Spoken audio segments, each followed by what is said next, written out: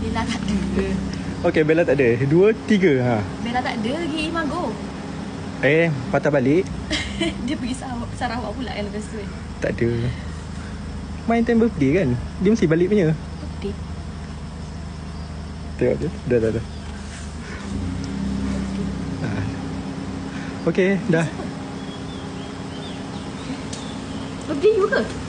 Okey, jom. Tu jaga. Korang tolong buat homework sekejap. Birthday siapa? Birthday siapa? Okey, dah. Baik ramai tak tahu dah. Nah. Oh, birthday Jack. Mana ada, tak ada, bukan. Korang tolong birthday. Birthday Ami. Birthday Ami lambat lagi. Birthday Jack ke? Korang tolong buat homework sekejap. Birthday you bila? Ayah ada lah. Tak payahlah cik. Okay. Lambat lagi. Okay. Birthday Jack. Mana ada? Siapa yang beranak bulan 5 ni? Birthday YB 6/12. Betul ke aku ni? Betul kan? 6/12. Sebabnya I buat teka-teki tu. Macam dekat sempurna. I buat teka-teki tu. Saya ingat birthday Kak Jana. Birthday Kak Jana. Sebab tu lah buat badminton. Birthday Kak Jana. Faham? Birthday Kak Jana buat badminton. Ya. Kak Janahnya tak ada. Aduh. Logik dia best lah. Birthday Jack.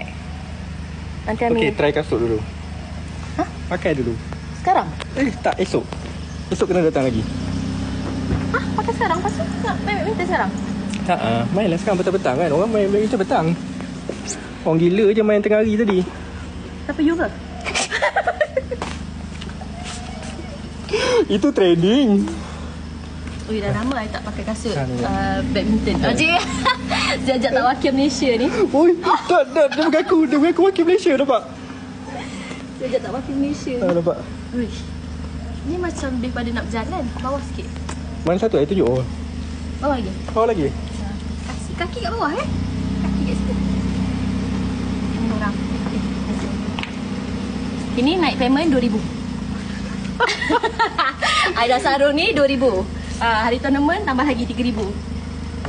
Cantik lah. Tali dia. Ni kalau kotor macam mana? Kalau kotor Nick, nanti standby lagi 3. Kalau kotor tolak je lah dekat akaun aku. Lagi 3. Ni macam pergi jalan-jalan tu. Macam riak pula kalau pergi jalan-jalan Macam nak cakap betul. Dia ni player badminton negara kan. Kami dapat offer jadi coach.